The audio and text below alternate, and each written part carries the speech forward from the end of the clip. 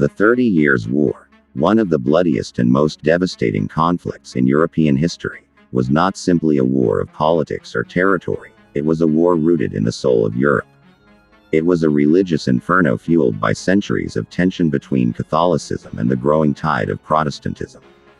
From the smoky chambers of the Vatican to the cold, cobblestone streets of northern towns, faith became both a sword and a shield. The Reformation, which had shattered the unity of Western Christianity in the 16th century, had left in its wake a continent divided by belief, doctrine, and suspicion. By the time 1618 arrived, the Holy Roman Empire, a patchwork of hundreds of semi-independent states mostly located in what is now Germany, was a powder keg waiting for a spark. That spark came from Bohemia. Bohemia, a kingdom within the Holy Roman Empire, was a land of smoldering religious resentment. The ruling Habsburg monarchy, defenders of the Catholic faith, sought to roll back the religious freedoms that Protestant nobles had enjoyed for decades. Tensions flared when Emperor Matthias, aging and without an heir, appointed his Catholic cousin Ferdinand of Styria as his successor. Ferdinand was a devout Catholic and a hardliner, and Protestants feared what his rule would mean. In 1618, Protestant nobles in Prague stormed into the royal castle and defenestrated, threw out the window, 2 Catholic officials. Miraculously, they survived the fall, but this event, known as the defenestration of Prague, symbolized the deep rift that would now rip through Europe. What followed was not a mere rebellion but a cataclysm. Protestant Bohemian nobles renounced Habsburg authority and offered the crown to Frederick V, a Protestant prince from the Palatinate. The Habsburgs, determined to crush this insubordination, marshaled their Catholic allies. The Battle of White Mountain in 1620 would become one of the earliest and most defining moments of the war. The Catholic forces under Ferdinand II decisively crushed Frederick's army, and the Bohemian revolt was extinguished. Frederick fled into exile, earning the scornful nickname, the Winter King, for his brief reign. But while Bohemia had fallen, the fire had spread. The war would now engulf much of the Holy Roman Empire. Religious loyalties, political ambitions, and dynastic rivalries soon intertwined, creating a web of conflict that no one could control. The Catholic League, led by powerful German princes and supported by Spain, rallied to defend the Habsburg Emperor. In response, Protestant states sought alliances from abroad. Lutheran and Calvinist princes looked to Denmark and later Sweden for salvation. The war, once contained within the borders of the empire, grew into a continental struggle. Armies marched not for glory but for survival. Cities were burned, churches were desecrated, civilian populations were slaughtered or starved. Mercenaries, often unpaid and undisciplined, ravaged the countryside, spreading famine and disease. Germany, the heartland of the empire, would become the graveyard of Europe's ideals. The early 1620s were dominated by the Catholic cause. Ferdinand II, now firmly seated as Holy Roman Emperor, launched the Edict of Restitution in 1629, demanding the return of church lands seized by Protestants since the Reformation. It was an aggressive and destabilizing move. Even moderate Protestants who had remained neutral now found themselves targeted. The edict was a call to arms. Ferdinand's confidence was bolstered by the victories of his general Albrecht von Wallenstein, a brilliant and controversial figure. Wallenstein's army, more loyal to him than the emperor, was a war machine that lived off the land, exploiting civilians wherever it went. The emperor had unleashed a tiger, but success bred arrogance and opposition. Wallenstein's growing power and his indifference to Catholic doctrine alarmed both the emperor and the Catholic League. Political and religious alliances began to fracture. Meanwhile, the suffering of the common people deepened. Whole towns disappeared from maps. Fields turned fallow. Pestilence followed the armies like a shadow. The 30 Years' War had begun as a fight for religious freedom. It had become something darker, a vortex of cruelty, greed, and chaos. As the 1630s dawned, the 30 Years' War began to morph from a regional religious conflict into a sprawling international catastrophe. The ambitions of empires, the fear of encirclement, and the ideology of faith intersected violently across the war-torn fields of Europe.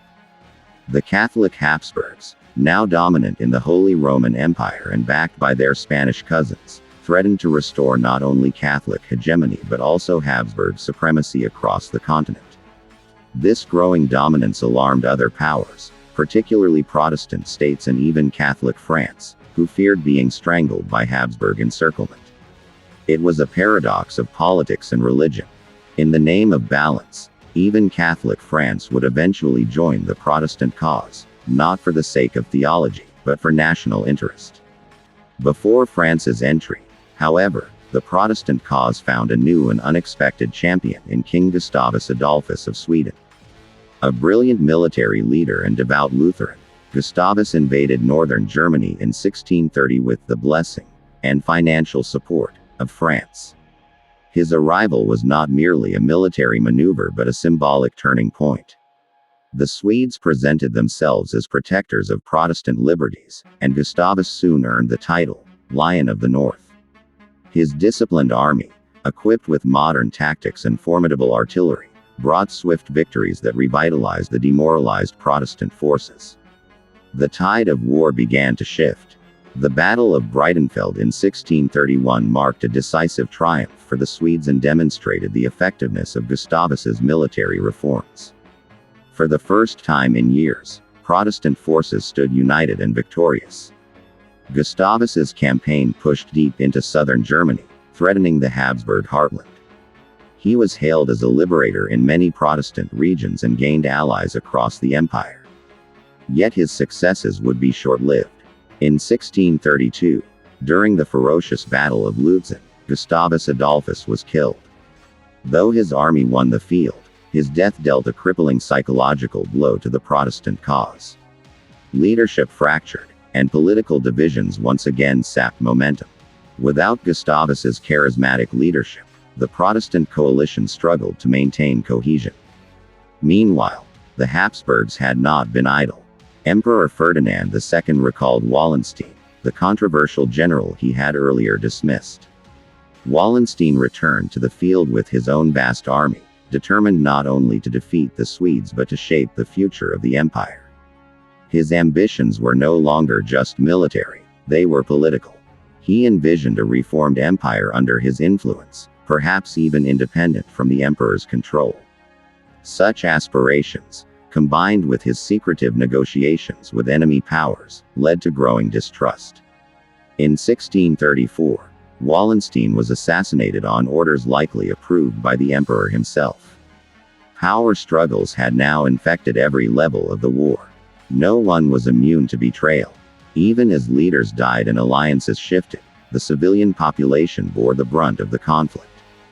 The 30 Years' War is infamous not only for its military brutality but for the unimaginable toll it took on noncombatants. Armies plundered the countryside, burned homes, and massacred entire villages. Mercenaries, rarely paid on time, survived by looting and extorting. Peasants were raped, tortured, or conscripted. Diseases like typhus and plague swept through weakened communities. Crops failed under the trampling of horses and cannon fire. The Holy Roman Empire, once a patchwork of prosperous principalities, became a graveyard of towns and traditions. In Germany alone, estimates suggest that as many as 8 million people perished, by sword, starvation, or sickness. Entire regions lost more than half their population. Some villages vanished entirely, their names forgotten, their lands reclaimed by forest. It was during this time of unparalleled suffering that France made its fateful entry into the war. Though a Catholic nation, France under Cardinal Richelieu chose political calculus over religious loyalty. Determined to curtail Habsburg power, France declared war on Spain in 1635 and directly intervened against the emperor in the empire. The war entered its bloodiest and most chaotic phase. The lines between friend and enemy blurred. Protestant and Catholic states fought on both sides. Loyalty meant little when survival was at stake. The war had long since ceased being about God. It had become a war of attrition, power, and desperation. France's entry brought new energy, resources, and armies to the field. Battles now stretched across the Rhineland, the Spanish Netherlands, and deep into Italy. Towns were captured, then recaptured. Siege warfare became common, prolonging suffering for soldiers and civilians alike. In many cases, disease and hunger killed more than bullets and blades. Yet still, the war dragged on. Diplomats negotiated, but no side could agree on terms that satisfied their ambitions. The killing continued. As the 1640s approached, Europe stood on the edge of ruin. The war, born from piety and rebellion, had become a monster with no master. By the early 1640s, the conflict had lasted over 2 decades. Entire generations had grown up knowing nothing but war. Cities that once thrived as centers of trade and culture had become smoldering ruins. The countryside, once lush and fertile, lay barren, scarred by the boots of soldiers and blackened by fire. There were children born and buried without ever knowing peace. The cost of the 30 Years' War had become unbearable even to those who had once believed in its cause. But though fatigue spread across all sides, pride, power, and politics still stood in the way of peace. No single power wanted to concede defeat. Each clung to the hope of one more victory that could shift the terms in their favor. Meanwhile, more people died. France and Sweden continued to apply pressure on the Habsburgs from both the west and the north. Their armies gained territory, but with each mile came more carnage. The Spanish, entangled in both the imperial cause and their own war with the Dutch Republic, struggled to keep pace. The Habsburgs found their empire stretched thin, their coffers depleted, their people weary. In Germany, Protestant and Catholic states alike were crumbling under the weight of endless taxation, conscription, and famine. Local resistance to both imperial and foreign troops became common. Civilians fled into forests, built makeshift camps, or perished without resistance. The empire had become a shell of itself, politically fragmented, economically ruined, and spiritually broken. One of the defining features of the later phase of the war was its sheer senselessness. Battles were fought with no strategic gain. Towns changed hands multiple times within a year. Soldiers often acted as bandits, caring more about plunder than patriotism. In some regions, rival armies would avoid battle and instead compete to extract resources from the terrified population. Meanwhile, the churches, both Catholic and Protestant, struggled to justify the suffering in theological terms. Sermons spoke of divine punishment, testing of faith, or the purging of heresy. But even the most devout believers began to ask if God had turned away from Europe altogether. Diplomatic talks, once sporadic and half-hearted, now gained urgency. The sheer scale of devastation forced rulers to the negotiating table. Yet peace was not simple. The war had involved dozens of states, each with its own agenda. Religious differences remained entrenched, and territorial claims overlapped. Negotiators feared betrayal. The road to peace would not be paved with goodwill but with relentless bargaining. In 1644, talks officially began in 2 Westphalian cities, Munster and Osnabrück. Each city hosted different delegations, and the negotiations dragged on for years. Thousands of documents were exchanged, countless debates held, and bitter rivalries flared within the negotiating rooms. But while leaders negotiated, the war raged on. France won a decisive victory at Rocroi in 1643, crushing the Spanish army and ending the myth of Spanish invincibility. In the empire, Swedish and French forces continued to push deeper into Habsburg territory. Yet the victories brought diminishing returns. Even successful armies found little reward in shattered towns and starving civilians. No side could claim total victory. The death toll climbed with each month.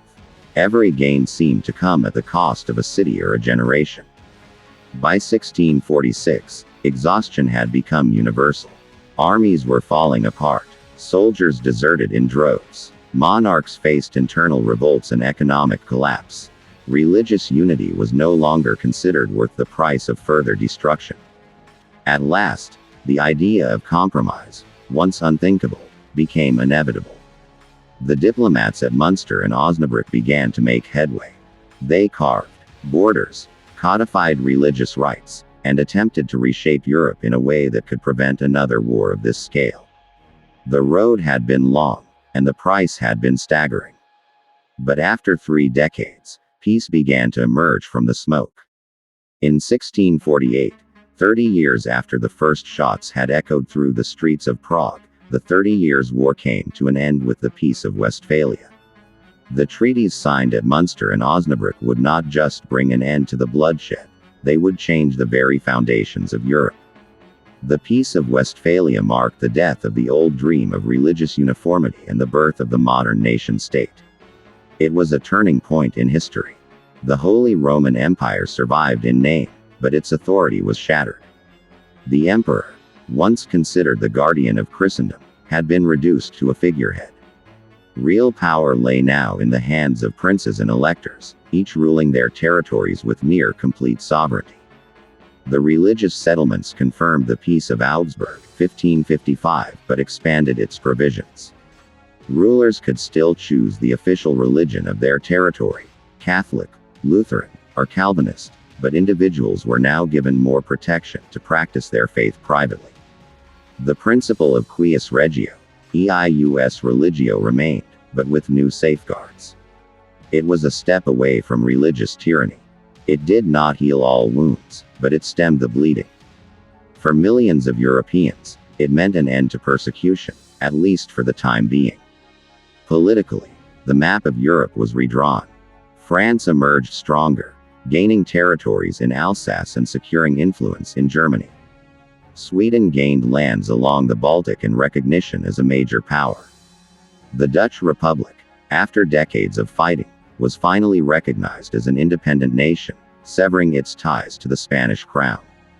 The Spanish Habsburgs, once dominant across Europe, saw their power wane. The Austrian Habsburgs retained control of the imperial throne but had lost much of their practical authority. The dream of a unified Catholic empire was dead. In its place rose a new order, more fractured, more secular, and more pragmatic. Yet the cost of that new order was immense. Germany had been the primary battleground of the war, and it paid the heaviest price. Estimates suggest that between 6 to 8 million people perished, 1 in every 3 Germans. Entire regions were depopulated, agriculture collapsed, trade routes vanished, cultural and intellectual life stagnated. It would take generations for some areas to recover. In some parts of Central Europe, forests grew over what had once been villages. The social fabric of the empire was torn beyond repair. Trust between communities was shattered. Religious hatred, though cooled by exhaustion, still simmered beneath the surface. The 30 Years' War left a deep imprint on the European psyche. It was a war of faith that destroyed faith. It was a war for unity that left division. It exposed the dangers of absolutism, of mixing theology with state power, and of pursuing victory at all costs. Yet in its ashes, new ideas began to take root. The concept of state sovereignty, the idea that each state had the right to govern itself without external interference, gained legitimacy through the Peace of Westphalia. This concept would become the foundation of international law and diplomacy in centuries to come. Ironically, from one of history's most destructive conflicts came the seeds of modern peacemaking. The war also changed warfare itself. The reliance on massive mercenary armies, the pillaging of civilian populations, and the devastation of land made clear that Europe needed new rules of engagement. Though it would take time, the horrors of the 30 Years' War influenced the gradual development of professional standing armies, the laws of war, and eventually humanitarian standards. The war had shown the worst of humanity, but it forced society to imagine better. As the dust settled and peace returned, Europe faced the immense task of rebuilding, not just cities and economies, but trust and civilization. The survivors, traumatized and scattered, carried memories of horror and resilience. The 30 Years' War had scarred a continent but also awakened it. The dream of a single, united Christendom was gone. In its place rose a Europe that would, over time, value tolerance, diplomacy, and balance of power. The war began with a window in Prague and ended with a treaty in Westphalia. It devoured generations, toppled empires, and reshaped a continent. Its legacy is etched into the foundations of modern Europe. What started as a battle of altars ended as a lesson in the cost of zealotry and the value of peace. The 30 Years' War was not just a tragedy of the past, it was a warning to the future.